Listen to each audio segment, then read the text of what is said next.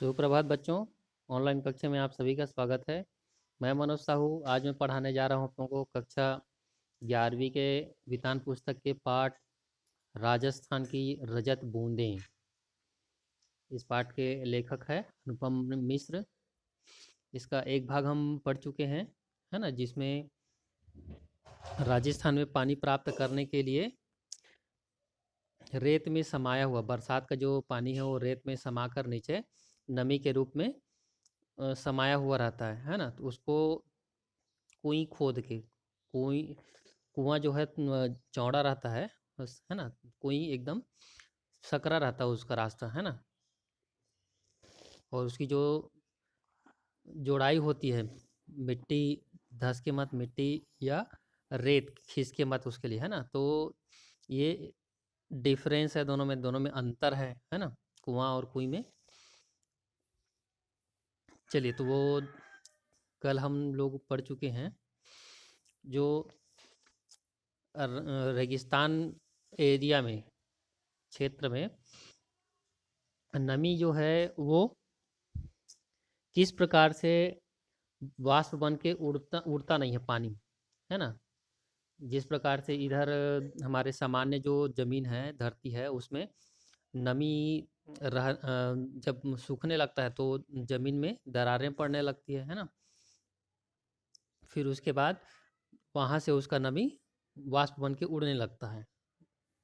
लेकिन वहाँ की धरती में, रेगिस्तान में क्या होता है, आगे देखते हैं। धरती की संचित नमी इन दरारों से गर्मी पड़ते ही वाष्प बनकर वापस वातावरण में लौटने लगती है। जो सामान्य मिट्टी वाली जो धरती है, वहाँ की जो पानी है ना, गर्मी पड़ने से ही वाष्प बनकर वापस वातावरण में लौटने लगती है। पर यहाँ बिखरे बिखरे रहने में ही संगठन है। मतलब बिखरे हुए में बिखरा हुआ है ना, तभी उसी में उस संगठन है। मरुभूमि में रेत के कण समान रूप से बिखरे रहते हैं। ठीक है, रेगिस्तान एरिया में समान रूप से बिखरा रहता है रेत के कण हैं। यहाँ परस्पर लगाव नहीं है। रेत आप लोग देखे होंगे, एक दूसरे में चिपके हुए नहीं रहते हैं। जिस प्रकार से मिट्टी एक दूसरे को चिपक के रहती है, वैसी, है ना। इसलिए अलगाव भी नहीं होता, दूर दूर रहते हैं, इसलिए उसमें टकराव की भी बात नहीं होती है। जिस प्रकार से ज़्यादा लोगों के बीच ज़्यादा प्यार होने से लड़ाई भी हो जाती है ना, कभी कभी। तो वैसे ही बोल रहे हैं कि अपने अपने जगह में सभी अपना सभी कार्य करते रहें, है ना। पानी गिरने पर कण थोड़े भारी हो जाते हैं। पानी गिरने पर रेत जो है भीगने से भारी हो जाते हैं। आप लोग भी देखे होंगे, घर बनाने वगैरह के लिए जो रेत मंगाते हैं तो उसमें जो नमी रहने के कारण बहुत भारी हो जाती है रेत, है ना। पर अपनी जगह नहीं छोड़ते। भले नमी रहेंगे लेकिन अपनी जगह नहीं छोड़ते। इसलिए मरुभूमि में धरती पर दरारें नहीं पड़ती। आप लोग देखे होंगे रेतीला स्थान में, रेगिस्तान में दरारें नहीं पड़ती है।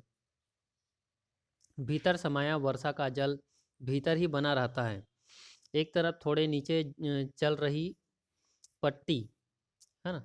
एक तरफ जो थोड़े नीचे, जमीन के नीचे जो खड़िया पट्टी जो चलती है ना, इसकी रखवाली करती है। अब रखवाली किस प्रकार से करेगी कि वो नीचे जो भूजल है उससे जाके ना मिले, है ना। तो उसी को बोल रहे हैं रखवाली करती है। तो दूसरी तरफ ऊपर रेत के असंख्य कणों का कड़ा पहरा बैठा रहता है। और उस रेगिस्तान क्षेत्र में बहुत ज़्यादा गर्मी पड़ने से वाष्प बन के उड़ जाएगा उसका भाप, है ना, पानी उड़ जाएगा। तो वो भी ना हो, उसके लिए रेत के कारण वो दरारें नहीं पड़ती है ना। उसी को बोल रहे हैं रेत के असंख्य कणों का कड़ा पहरा बैठा रहता है। कहने का मतलब है कि दरारें नहीं पड़ती तो जो उसका नमी है वो नहीं निकलता बाहर। इस हिस्से में बरसी बूंद बूंद रेत में समाकर नमी में बदल जाती है। ठीक है, रेगिस्तान एरिया में एक एक बूंद जो है वो रेत में समा जाती है ना। अब यहाँ कुएं बन जाए तो उसका पेट, उसकी खाली जगह चारों तरफ रेत में समाई नमी को फिर से बूंदों में बदलती है।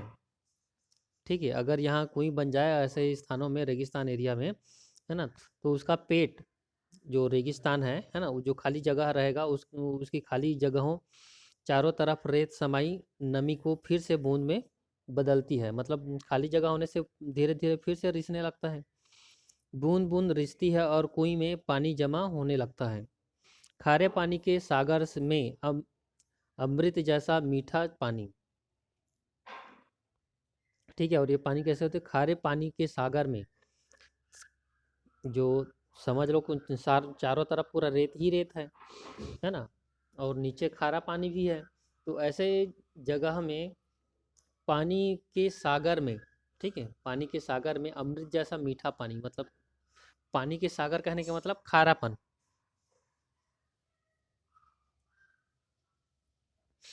है ना। तो खारापन में भी अमृत जैसा मीठा जल, इसमें का जो प्राप्त पानी है मीठा रहता है ना। इस अमृत को पाने के लिए मरुभूमि के समाज ने खूब मंथन किया, अपने अनुभवों को व्यवहार में उतारने का पूरा एक शास्त्र विकसित किया।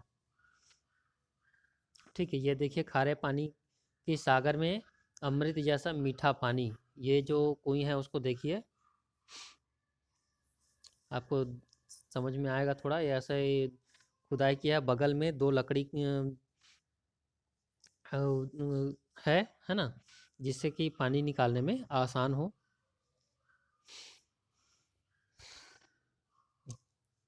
देखिए अगल बगल में एक दो और कुआं दिखाई दे रहा है, कुई, है ना। चलिए आगे देखते हैं।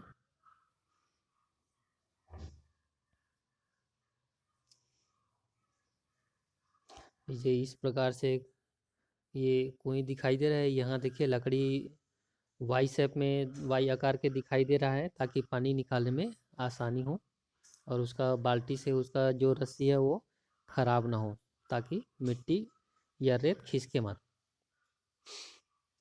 चलिए यहाँ आगे देखते हैं। तो यहाँ एक इस अनुभव को व्यवहार में उतारने के लिए पूरा एक शास्त्र विकसित किया गया है। शास्त्र विकसित किया गया है मतलब कैसे उसकी खुदाई करेंगे, क्या मतलब जो बातें होती है उसके लिए एक पूरा शास्त्र ही लिख डाला गया है ना। इस शास्त्र ने इस शास्त्र ने समाज के लिए उपलब्ध पानी को 3 रूपों में बांटा गया है। ठीक है, इस शास्त्र ने समाज के लिए उपलब्ध पानी को कितने भागों में बांटा गया है? 3 भागों में बांटा गया है। कौन कौन से? पहला रूप है पालर पानी। ठीक है, पहला रूप है पालर पानी, यानी सीधे बरसात से मिलने वाला पानी। जो बारिश का जो पानी है वो जो सीधे सीधे हमको प्राप्त होता है ना, वो पानी है पालर पानी। ठीक है, यह धरातल पर बहता है और इसे नदी तालाब आदि में रोका जाता है। ठीक है, बरसात से जो पानी मिलता है वो है पालर पानी। ठीक है, जो इधर उधर बहते रहता है। इधर भी हमारे आसपास जितना पानी जो सीधे सीधे बारिश से मिलता है ना, वो पानी पालर पानी हो गया। वो कहाँ इकट्ठा हो जाता है? तालाबों में मतलब इकट्ठा किया जाता है, या फिर उसको नदियों में बांध बना के उसको रोका जाता है। यहाँ आदि शब्दों में भी बहुत कुछ छिपा है। यहाँ आदि शब्दों कहने का मतलब उसका पूरा विवरण आगे कहीं और मिलेगा। आदि ऐसा करके इत्यादि ऐसा जो बोलते हैं ना, है ना, तो उसका भी अलग ही अर्थ है ना। उसको आगे पढ़ेंगे, उसका पूरा विवरण आगे कहीं और मिलेगा। पानी का पूरा रूप, दूसरा रूप, पानी का दूसरा रूप है पाताल पानी कहलाता है। ठीक है, पानी का जो दूसरा रूप है वो क्या कहलाता है? पाताल पानी कहलाता है। यह वही भूजल है जो कुओं में से निकाला जाता है। ठीक है, हमारे तरफ जो भूमिगत जल जो प्राप्त करते हैं वही है पाताल पानी। पाताल मतलब जमीन के नीचे, है ना। तो ये जो पाताल पानी कहने के से समझ में आ रहा है कि जमीन के अंदर जो पानी होता है उसे हम पाताल पानी कहेंगे, है ना। अब तीसरा पानी जो है पालर पानी और पाताल पानी के बीच पानी का तीसरा रूप है, उसको बोलते हैं रेजानी पानी। ठीक है, रेजानी पानी अब क्या है, ये धरातल के नीचे उतरा लेकिन पाताल में ना ना मिल पाया पानी, रेजानी है। ठीक है, हम दो प्रकार के, इससे पहले दो प्रकार के पानी पढ़े हैं, जो सीधे बारिश का जो पानी है ना, वर्षा का जल। दूसरा जो है भूमिगत जल, है ना, जिसको हम कुएं ट्यूबवेल वगैरह से प्राप्त करते हैं। लेकिन इन दोनों के बीच में एक और पानी है, ठीक है, जो रेत में बारिश का जो पानी नीचे जमीन में जो समा जाता है ना, वो जो पानी रेत में ही रहता है ना, नमी के रूप में रेत में ही रहता है। तो उसी को बोला जा रहा है रेजानी पानी, है ना। जो पाताल पानी और नीचे पाताल पानी और ऊपर पालार पानी, दोनों के बीच में ये रेजानी पानी होता है। चलिए आगे देखते हैं। वर्षा की मात्रा नापने में भी इंच या सेंटीमीटर नहीं बल्कि रेजा शब्द का उपयोग होता है। इस क्षेत्र में पानी को नापने के लिए हमारे तरफ सेंटीमीटर का प्रयोग करते हैं, है ना। इतनी मिलीमीटर या इतनी सेंटीमीटर बारिश हुई है या इतना इंच बारिश हुई है, ऐसा बोलते हैं। लेकिन वहाँ बारिश नापने के लिए भी सेंटीमीटर नहीं बल्कि रेजा शब्द का प्रयोग होता है। और रेजा का माप धरातल पर हुई वर्षा को नहीं, ठीक है। बारिश जो है, यहाँ वर्षा का माप किस में किया जाता है, रेजा का माप धरातल पर हुई बारिश को नहीं, धरातल में समाई वर्षा को नापता है। जितना पानी गिरता है रेगिस्तान एरिया में, क्षेत्र में, तो उसमें जो नीचे जो समाया हुआ है जो पानी है उसको नापता है, उसको बोलते हैं रेजा, ठीक है। मरुभूमि में पानी इतना गिरे कि 5 अंगुल भीतर समा जाए तो उस दिन की वर्षा को 5 अंगुल रेजा कहते हैं, ठीक है। इतनी बारिश हुई कि नीचे 5 अंगुल अगर गीला दिख रहा है रेत, है ना, तो उसको बोलेंगे 5 अंगुल रेजो कहेंगे उसको, ठीक है। कितनी वर्षा कैसे माप रहे हैं, 5 अंगुल रेजो, मतलब वो नीचे ज़मीन में जाके अब वो समा जाएगा वो पानी, है ना। कितना कितना अंदर, 5 अंगुल। चलिए आगे देखते हैं।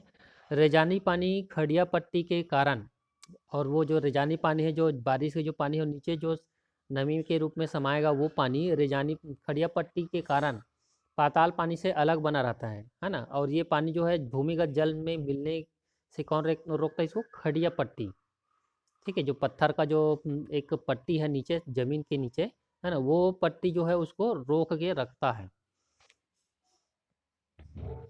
ऐसी पट्टी के अभाव में रेजानी पानी धीरे धीरे नीचे जाकर पाताली पानी में मिलकर अपना विशिष्ट रूप खो देता है। और ऐसी जो पट्टी नहीं होने के कारण, अभाव मतलब ना होना, है ना, तो अभाव, ऐसी खड़िया पट्टी के अभाव में जहाँ पर नहीं रहता वहाँ पर रेजानी पानी जो है वो धीरे धीरे नीचे जाकर पाताली पानी जो भूमिगत जल है उसमें जाकर मिलने लगता है ना, और अपना जो विशिष्ट रूप है ना, जो मीठापन है वो खो देता है, भूमिगत जल में खारा हो जाता है ना। यदि इसकी जगह भूजल पाताली पानी खारा है, यदि किसी जगह भूजल पाताली पानी खारा है तो रेजानी पानी भी उसमें मिलकर खारा हो जाता है।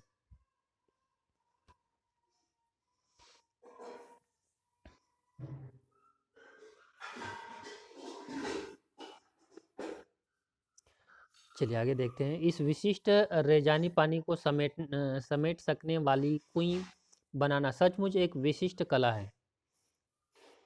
4-5 हाथ के व्यास, 4-5 हाथ के व्यास मतलब डायमीटर, है ना, मतलब इतना 4-5 हाथ के डायमीटर की कुई को 30 से 60-65 हाथ की गहराई तक उतारने वाले चेजारों कुशलता और सावधानी की पूरी ऊंचाई मापते हैं, मतलब पूरी सावधानी रखते हैं इस कुई को खोदते समय। चेजो यानी चिनाई का श्रेष्ठतम काम कुई का प्राण है। चेजो यानी चिनाई, चिनाई जो इधर जैसे हम कुआं खोदते हैं तो मिट्टी आदि खिसके मत करके जो पत्थर या फिर ईंटों से उसका जोड़ाई करते हैं, है ना, तो उसी को बोलते हैं चिनाई। है ना, या फिर दीवार भी उठाएंगे, साधारण घर बनाएंगे तो जो घर बनाएंगे तो एक एक ईंटें जोड़ते जाते हैं, उसको बोलते हैं चिनाई, है ना। तो इसी चेजो यानी चिनाई, चेजो उसी को चिनाई बोला जा रहा है ना। उसका श्रेष्ठतम काम कुई का प्राण है। क्यों ऐसा बोला जा रहा है? क्योंकि अगर थोड़ा सा ये गड़बड़ हुआ तो एक जगह कहीं भी खिसक जाएगा, निकल जाएगा उसका जो चिनाई है वो। और चिनाई भी पत्थर वगैरह से नहीं किया जाता वहाँ, है ना। वो जो चिनाई है वो विशेष प्रकार के घास का बना हुआ जो रस्सी जैसे रहता है ना। आगे पढ़ेंगे उसको। चलिए आगे देखते हैं। इसमें थोड़ी सी भी चूक चिजारों के प्राण ले सकती है। हर दिन थोड़ी थोड़ी खुदाई होती है ना, हर दिन थोड़ी थोड़ी खुदाई होती है। और डोल से मलबा, डोल मतलब बाल्टी नुमा जो भी चीज़ है ना, उससे मलबा निकालते हैं, रेत को निकालते हैं। तो डोल से मलबा निकाला जाता है और फिर आगे की खुदाई रोक कर अब तक हो चुके काम की चिनाई की जाती है। मतलब थोड़े गड्ढा गड्ढा होने के बाद, खुदाई करने के बाद ज़्यादा खिसके मत, ज़्यादा मिट्टी वगैरह गिरे मत, उसके लिए पहले उसको चिनाई कर लिया जाता है ना। किससे? ताकि मिट्टी धंसके मत, धंसे नहीं, है ना। और किससे उसकी चिनाई करते हैं उसको पढ़ेंगे अभी। 20-25 हाथ की गहराई तक जाते जाते गर्मी बढ़ती जाती है।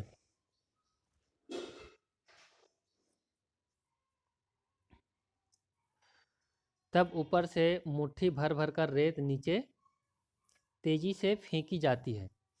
मरुभूमि में जो हवा रेत के विशाल टीलों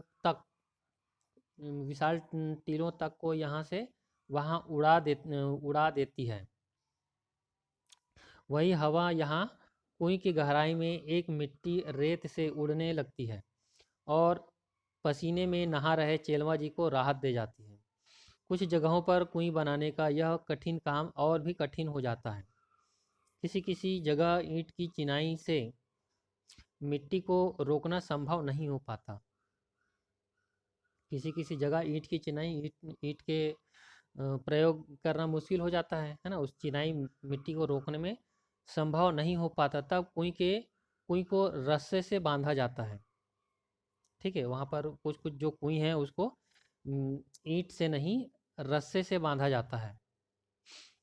पहले दिन कुएं खोदने के साथ साथ खींप, खींप क्या है? एक प्रकार की घास जिसके रेशों से रस्सी बनाई जाती है। हमारे तरफ जो कांसी का जो पौधा होता है ना, घास है वो, तो उससे रस्सी बनाई जाती है ना। तो इस तरफ खींप नाम का घास है ना, उसकी उसी घास का ढेर जमा कर लिया जाता है। उस घास को, उसका पौधा को जमा कर लिया जाता है। चिजारो खुदाई शुरू करते हैं और बाकी लोग खींप की जो घास से कोई 3 अंगुल मोटा रस्सी, 3 अंगुल मोटा रस्सी अर्थात हमारे तरफ जो डोर होता है ना, रस्सा, मोटा रस्सा बोल सकते हो, है ना। वो लगभग कितना मोटा? 3 अंगुल, 3 अंगुल मोटा रस्सा बटने लगते हैं मतलब रस्सा को बनाने लगते हैं। इधर कुएं खोदने का काम शुरू और उधर उस रस्सा को बनाने का काम शुरू। पहले दिन का काम पूरा होते होते कोई 10 हाथ, है ना, पहले दिन की खुदाई में लगभग 10 हाथ तक खुदाई हो जाती है।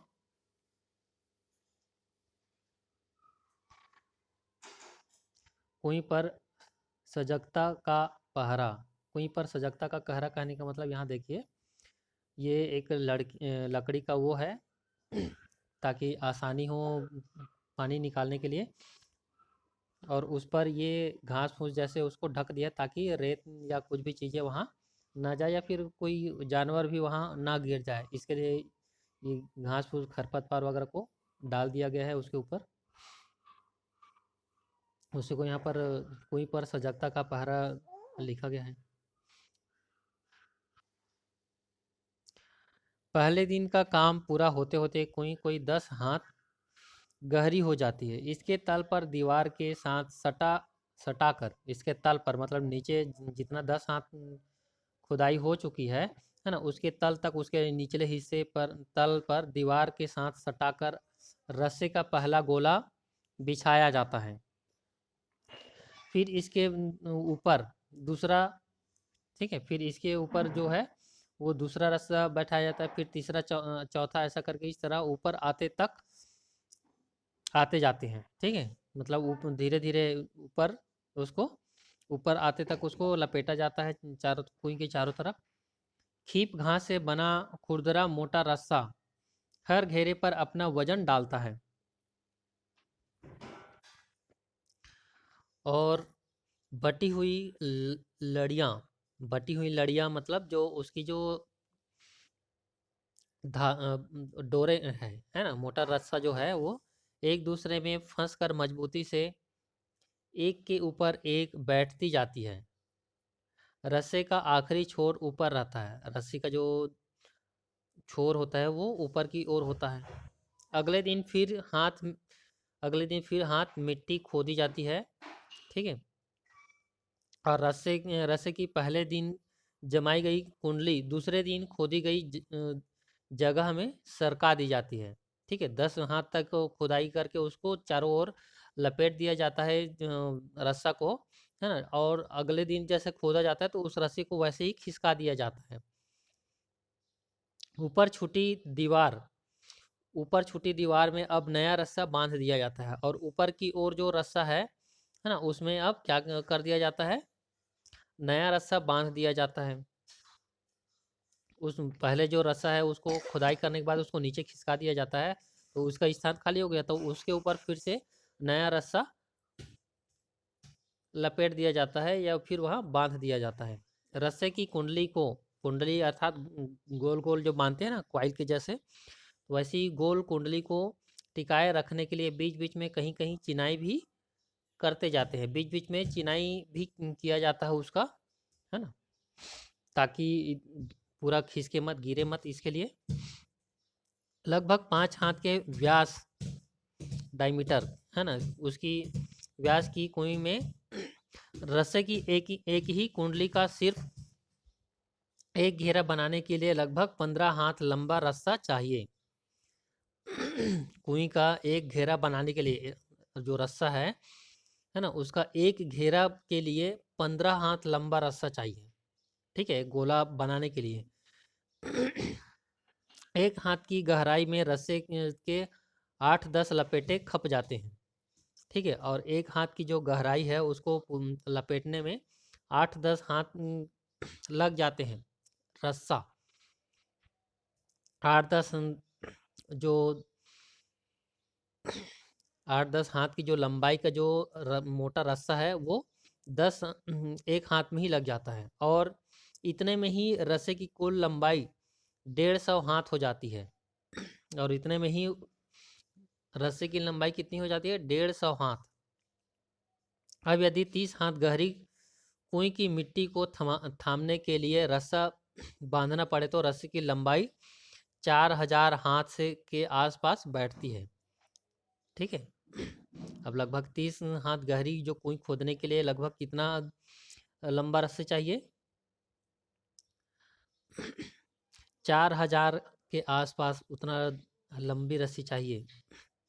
नए लोगों को तो समझ में ही नहीं आएगा कि यहाँ कुएं खुद रही है या रस्सा बन रहा है। ठीक है,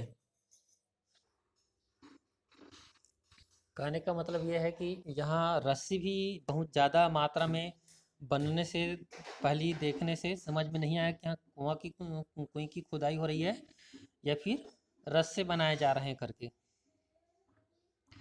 कहीं कहीं ना तो ज़्यादा पत्थर मिलता है ना खींप ही, कहीं कहीं पर खुदाई करते हैं तो ज़्यादा ना तो पत्थर ही मिलते हैं और ना ही खींप खींप जो घास है ना।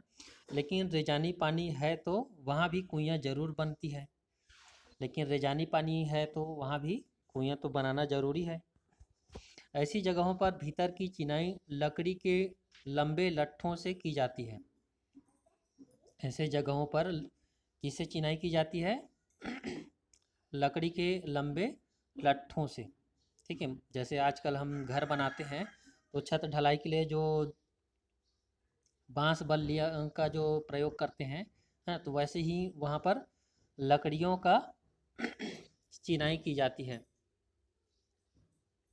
लट और वो जो लकड़ियाँ हैं वो किसके होते थे? लट्ठे, अरनी, बन अर्थात कैर, और बावल या कुम्बट के पेड़ों की डंगालों, डंगालों मतलब शाखा, तना या मोटी टहनियाँ, है ना, से बनाए जाते हैं।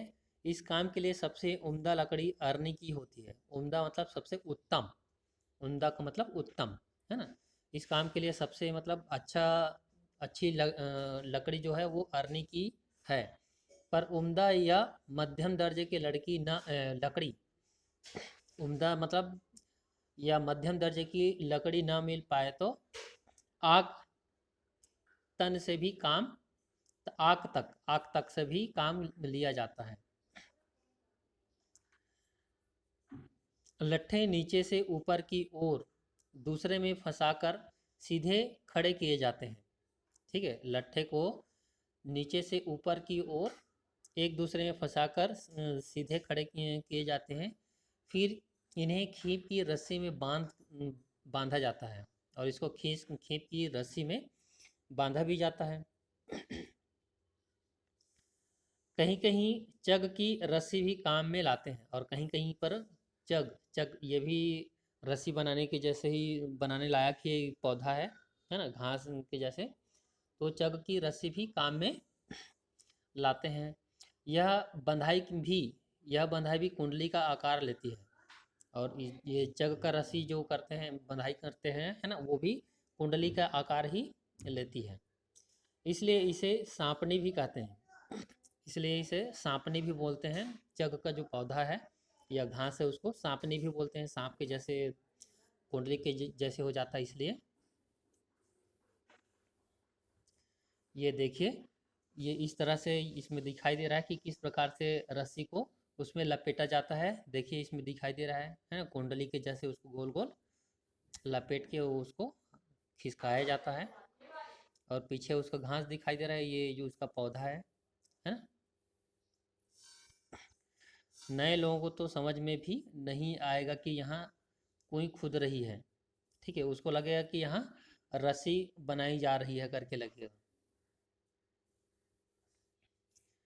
चलिए बाकी का हिस्सा अगले भाग में कल पढ़ेंगे।